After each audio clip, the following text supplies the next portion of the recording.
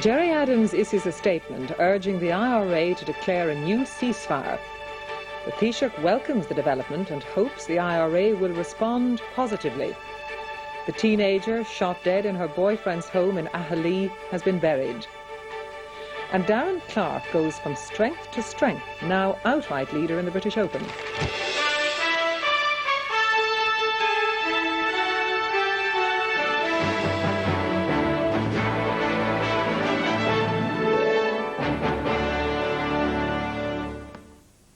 Good evening and welcome. It's now expected that the IRA will renew the ceasefire it ended 17 months ago. This follows a statement late this afternoon by Sinn Féin's Gerry Adams, in which he said they had urged the IRA to restore its cessation of violence. Mr. Adams said that he and Martin McGuinness had provided what they referred to as a detailed report and assessment to the IRA. The Sinn Féin leader said he had made it clear over the last 18 months that he would only approach the IRA to renew its ceasefire if he was confident that its response would be positive. He said the IRA leadership had assured him and Mr. McGuinness it would respond without delay to their request. Speaking on RTE this evening, the Taoiseach said he hoped and trusted the IRA response would be positive. The Canary Wharf bomb in February 1996 spelt the end of the 18-month-old IRA ceasefire. It also plunged the north of Ireland back into the grip of fear. And even though the IRA carried out a number of atrocities in the intervening period, followed by some loyalist reprisals, the level of violence never returned to pre-August 1994 levels. And even following these scenes on the Gavahi Road a fortnight ago, senior Sinn Féin sources still maintained the peace process was not dead. Meanwhile, behind the scenes, the two new governments have been working strenuously for a breakthrough. Their determination not to change their position on decommissioning was underlined at today's meeting between Ray Burke and Mo Mowlam. Then in quick succession this afternoon came the news first of the Hume Adams meeting, followed by the most significant development of all, that Martin McGuinness and Gerry Adams had gone back to the IRA to ask them to reinstate their ceasefire. Tonight, Pat Doherty of Sinn Féin explained why they'd been able to go back to the IRA. The fact that the British had erected a precondition, the previous British government, that had to be taken down, that was demilitarisation. The fact that we had no entry into the talks, that had to be resolved. That has been done so by the 15th of September. The fact that we had no notion if these talks were going to be real and meaningful, that they should be, to have that notion set in some realistic timescale, that has been achieved and it's been set now of May of next year. And the issue of confidence building measures, although not all of these have been resolved, but we feel that there's enough there that enabled us collectively as a Sinn Féin leadership to put this package together, to give it and our assessment with it to Martin and Gerry and allow them to go to the IRA. Now, you've asked the IRA to basically for a positive response. Do you think you're going to get that? Well, the statement that Gerry issued said that they would issue their position without much delay. We will await that. We think, and we have said before, that we wouldn't go with a package unless we felt that that package had real substance in it. We believe it has substance, and we put the force of argument behind the package, and now we await a response. We're assured that the response will not be too long in coming. Do you believe it's going to be a positive response? Well, I would hope that it would be a positive response. We have put an awful lot of work into this, and it was through some very traumatic times. We never lost our focus on the need to resolve the conflict, and the strategy was our peace strategy. And we wanted to keep that focus there. We had allies. We had lots of people who did not help us. But working with our allies, working with our own initiative, focusing on what needed to be done, we have some belief that the IRA will respond. Well, I warmly welcome the response from Sinn Féin that they have gone to the IRA to seek a restoration of the August 1994 ceasefire. I hope and trust that the response from the IRA will be positive, that we will be able to get back into a position of a ceasefire situation and be able to plan and move on to all-party talks on the dates that are there, including everybody, and that the other issues with the unionists and those who are concerned about the talks process will be resolved. We welcome the indications, the evidence that the Republican movement seem to be about to announce another ceasefire, and this time it must be an unequivocal, absolute cessation of violence, and the challenge will be now for the Irish government to convince themselves that it is unequivocal, and to of course convince the unionists that it is unequivocal. Our special correspondent Charlie Bird joins me now in studio.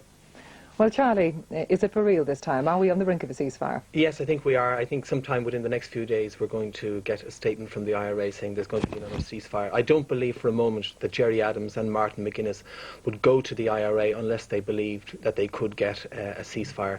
And you saw from what Pat Doherty said in that interview there, they believed there was substance in what they were going with. So I think you can take it that sometime within perhaps the next couple of days we will get a positive response.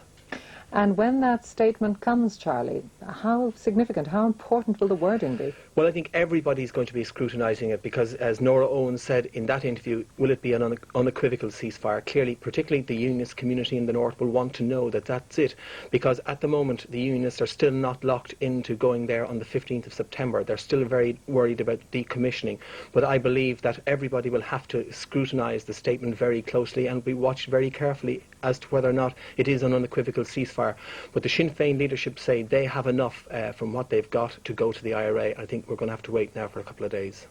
Charlie, thank you for that. The Ulster Unionist leader David Trimble has said he hopes this time it's going to be a ceasefire that's complete, universal and permanent. Mr Trimble said he also hoped the renewed ceasefire would lead quickly to the disarmament and disbandment of terrorist organisations. In Belfast, this evening's announcement by Gerry Adams and Martin McGuinness took everyone by surprise, and reaction on the unionist side varied from outright rejection to suspicion and caution. We're not particularly surprised. The IRA has been given virtually everything that they asked for by the government, and the next move on their part would seem to be another tactical ceasefire. What we're looking for is rather more than a tactical ceasefire. We want to see a complete and permanent end to IRA violence, accompanied by a commitment to the disarmament of all the paramilitary groups here in Northern Ireland. I doubt if we're going to get that. The DUP poured scorn on talk of a new ceasefire. Why would I welcome a phony and tactical cessation of violence by the IRA in order that they can extract further concessions? I think that there is very little for unionists to welcome in the fact that Her Majesty's government have been prepared to surrender to IRA Sinn Féin by making the concessions that they have. The fringe loyalist parties offered a qualified welcome to the announcement. Any decision that isn't going to kill British citizens is a good one. I think we have to wait. Obviously, there's a lot of cautious waiting to be done because we don't know what they're actually going to say, and I think it's just to be welcomed anyway. I very much welcome this statement, and I cannot believe that if Sinn Féin says that they want a ceasefire, that the IRA won't respond, because they are, after all, simply part of the one organisation and movement. That's what we've all been calling for, an IRA ceasefire, and if we get it, that's tremendous news, and of course we'll be very happy about that. However, of course, as I said after the breakdown of the last IRA ceasefire, we have to regard any IRA ceasefire now as a tactical device. The SDLP's former West Belfast MP, Joe Hendren, said a new ceasefire was now very likely. Gerry Adams has always said, and so has Martin McGuinness, that they would not be asking the IRA for a ceasefire if they were not sure of getting it. So one has to assume, therefore, that the IRA are about to announce a ceasefire. I only hope that they do. I think all the people of Northern Ireland, of both communities, especially our young people on both sides, they deserve it, they've worked for it, and it has been promised to them, so I hope it is about to be delivered. In Derry, our northwestern correspondent Eileen Magner found that reaction to the news from late-night shoppers was a mixture of delight and caution. Well, I sincerely hope that there will be, because I think we're just about tired of the troubles. Like, you know, it doesn't matter who or what. I mean, it's very, very important that we get peace after all this length of time of trouble. Everybody's sick and tired of the whole thing. I've been here for 26 years, and I've seen an awful lot of trouble in all the years I've been here, and I'm really, really pleased, in fact, to hear that there is going to be a ceasefire. No point in speculating, really. That's what I feel anyway. When they announce it, it'll be great. It'll be great, but until they do, You love and hope. It'd be great if it happened, but just heard all stories before it, but they're great, but just I wouldn't have any hopes out yet. So it's just speculation at the moment, just so. The last IRA ceasefire ended over 17 months ago with a massive bomb in London. Gareth O'Connor traces the main events since then. Friday, February 9th, and the Docklands bomb ends the IRA ceasefire. 2 died and the peace process lay in tatters. On Friday night, at 7:01, the IRA broke their word. John Major is long on rhetoric, but he has closed the door. The bomb led to a new public outcry for peace. Rallies and vigils were held on both sides of the border. There was a new peace symbol. The bomb also brought an end to the scaled-down security presence. The bombers made it clear they were back by bringing terror onto the streets of London. One of them died when his bomb exploded on a bus in the West End. We're under a state of siege again, and one hopes that something's going to be resolved. The crisis led to a new push for political progress. A flurry of meetings got underway in an effort to get the process back on the rails. American George Mitchell was to become a key figure. An Anglo-Irish summit upped the momentum with the announcement of talks and elections. Stormont was the setting for preliminary discussions, but Sinn Féin were barred. I am not permitted to allow you into the... Gerry Adams was back in America for St. Patrick's Day, but this time there was no White House party. Back in London, the bombs were still going off. Tension was high in the north, but there were no IRA attacks. Here, security was stepped up, but the loyalist ceasefires held, although a pattern of punishment beatings continued unabated on both sides. However, there was a major bomb alert at Dublin Airport, to be blamed on the outlawed UVF. On the fringes, a bitter and bloody INLA feud spilled onto the streets, with a number of deaths. A young girl was the innocent victim of the crossfire. There was other street violence. In April, a loyalist parade on the Ormeau Road in Belfast resulted in a riot. Back on the political front, the Sinn Féin Ardèche, held in a Dublin cinema, provided the first picture of the road ahead. The party indicated it might take part in planned elections. In essence, our immediate tasks are democratic ones. All the time, meetings were continuing. The Unionist leader, David Trimble, even dropped by the Taoiseach's County Meath home. But where was it all leading to? An attempt to bomb a London bridge indicated the IRA were still trying to target London. But there was light on the horizon. In the run-up to the end of May elections, Sinn Féin finally agreed to the Mitchell principles. I am telling you that in the context of all-party talks, if the other parties sign up for these, yes, Sinn Féin will make our commitment absolute. The elections themselves at the end of May were a triumph for Sinn Féin. The party took 17 seats in the new forum. But with no sign of another ceasefire, they were to be barred from talks. But the paramilitaries were still apparently holding fire. Then, just days before the start of the much-heralded talks, a Garda detective was shot dead during an apparent attempted robbery in County Limerick. Garda sources blamed members of a hardline Munster-based IRA unit. The IRA later admitted its members were involved. June 10th arrived and the talks began without Sinn Féin. Just under a week later, a huge IRA bomb wrecked a shopping area in the centre of Manchester. 200 people were injured and serious questions were again being asked about the future of the peace process. But in their statement admitting responsibility, the paramilitaries did hold out the possibility of another ceasefire. But in the year since the Manchester bomb, high-profile IRA attacks continued. The Drumcree standoff in 1996 seemed to deal another fatal blow to peace hopes. An orange march was eventually forced down the Garvaghey Road. The north exploded in sectarian hatred. During that angry summer, a bomb wrecked an Enniskillen hotel. An attack blamed on the fringe Republican paramilitary group, the Army Continuity Council. Last autumn, the IRA bombed the British Army headquarters in Lisburn. A soldier died. He wasn't the only one. Earlier this year, a young soldier died from a sniper's bullet at a South Armagh checkpoint, an answer to those who said the IRA were engaged in a phony war. The official loyalist ceasefire held, but there was an attempted bombing of the Sinn Féin office in Monaghan. A new deadly loyalist fringe group, the LVF, murdered a number of Catholics, including the well-known GAA figure Sean Brown. The May election of 1997 brought a change of government in Britain, and many said a new momentum for peace. But that was dashed when the IRA shot dead 2 policemen in Lurgan earlier this summer. There was talk of a split in the Republican movement. The gloomy atmosphere persisted through this year's marching season, but political efforts to fill the vacuum continued. However, both new governments insisted that the IRA must first call a ceasefire before there would be any real progress. And there we take a break. Still to come in the 9 o'clock news, more on today's developments. We're joined by the Minister for Foreign Affairs, Ray Burke. And Ireland's Darren Clarke is still top of the leaderboard in the British Open after a brilliant second round. The IRA will renew its ceasefire, following a statement by Gerry Adams in which he said he had urged its leadership to restore its cessation of violence. And I'm joined now in studio by the Minister for Foreign Affairs, Ray Burke. Minister, it seems clear that Sinn Féin is now convinced that decommissioning the issue is not in any way a problem. How did the two governments bring this about?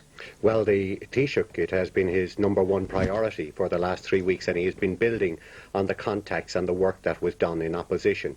And there has been great cooperation between the two governments, first of all in the aid memoir on various confidence-building measures, then on the decommissioning document and clarifications that were given to Sinn Féin and to others.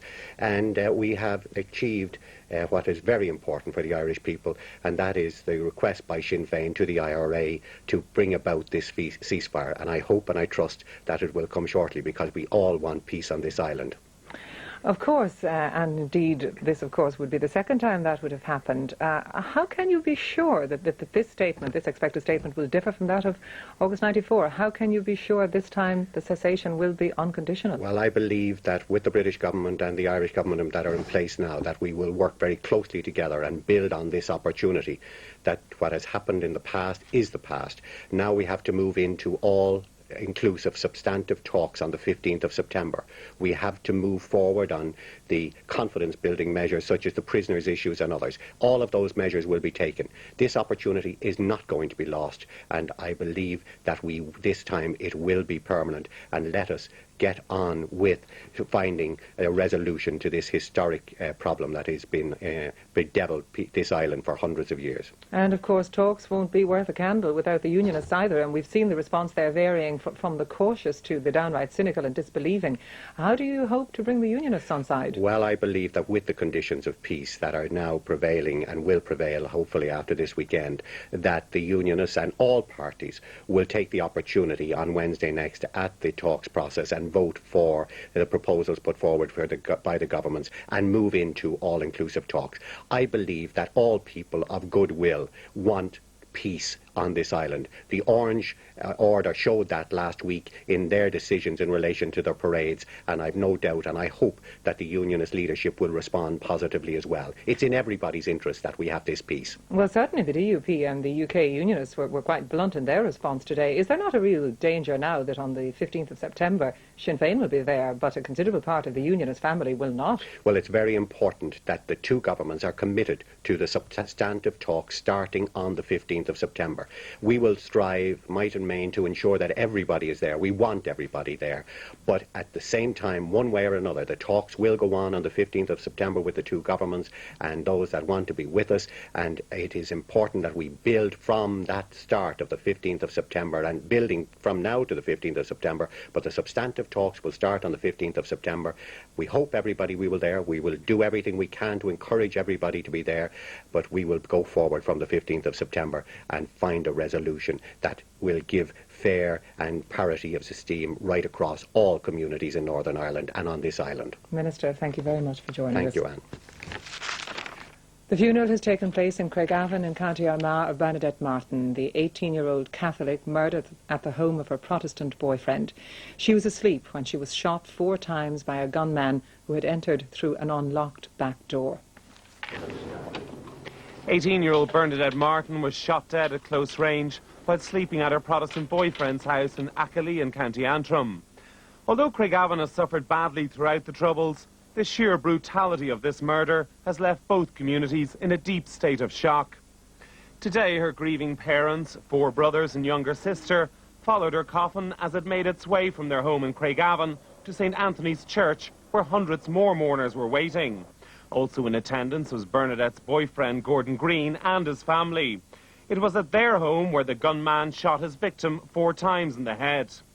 The killing has been condemned by church leaders, including the Church of Ireland Primate, Archbishop Robin Eames, who said there could be no justification for the wanton killing of a young girl. A view reiterated by Father Richard O'Connell. The people who inflict such sorrows on others, who feel that they have the right to invade the privacy of any home and dare to act as judge, jury and executioners anywhere and at any time defy the law of God, which states categorically, "Thou shalt not kill." The RUC believes the motive for the murder was sectarian. 2 days ago, Bernadette's father, Lawrence, pleaded that her death be the last. Tonight, there's renewed hope that despite his daughter's tragic death, his wishes may yet be fulfilled. The Taoiseach has said there was nothing remiss in the expenditure of the parliamentary leader's allowance paid to Charles Haughey. First, if and when we get the ceasefire statement, what will the government be looking for in it? Well, clearly on the government will be carefully parsing and analysing the IRA statement, which has to find ways of making it absolutely clear that their ceasefire this time is complete and unequivocal, or as the Taoiseach put it tonight, meaningful and permanent. The statement will have to indicate, I think, that the IRA is eschewing all forms of violence, including punishment beatings, in favour of the democratic and constitutional route of the negotiating table. And above all, it must be able to demonstrate, the statement that is, to a sceptical unionist family, that there's nothing tactical about the cessation, that IRA violence is over and done with. Now, there's a good deal of confidence in government circles here about this statement, that it will be clear-cut. One very senior government source told me he would be aghast if it wasn't what he called a very positive statement. And what sort of timetable do you envisage from here out then, Donald? Well, the timetable is already there, with the acceptance by the two governments that Sinn Féin could join all-party talks 6 weeks after a durable IRA ceasefire announcement. Since the talks were due to resume after a summer adjournment in the middle of September, that meant that the ceasefire had to come by the start of next month. Now, clearly a lot of work has gone on in the background over recent weeks involving Dublin, London and indeed Washington to enable that to happen. The decommissioning document was a key factor, as were indications for Britain, as Ray Burke said there, of certain confidence-building measures sought by the national side, that these would be forthcoming. But there are still many hurdles, and you touched on them in that interview, not least the resistance on the unionist side to the decommissioning proposals. Now, if they voted those proposals down next Wednesday, then I think the process would be in some trouble, IRA ceasefire or not. And moving now to Brian O'Connell in London. Brian, you were, of course, monitoring today's meeting, and really the outcome of that was very much a rebuff to the unionist position. How do you envisage that being altered? Well, first of all, what the British government are going to have to get from this IRA statement is a commitment to the Mitchell principles. This ceasefire has to be for real, because Tony Blair then has to turn around and convince the Ulster Unionists that it's for real. That's the only way he's going to be able to keep the Ulster Unionists in the substantive talks on the 15th of September, if Sinn Féin are there, if this ceasefire lasts. The 6-week element isn't so important. Mo Mowlam's always said it's the quality of the ceasefire, not the length of time. Thank you for that. In golf, Ireland's Darren Clarke. The IRA ceasefire is to start at noon tomorrow. So important. Mo Mowlam's always said it's the quality of the ceasefire, not the length of time. Thank you for that. In golf, Ireland's Darren Clarke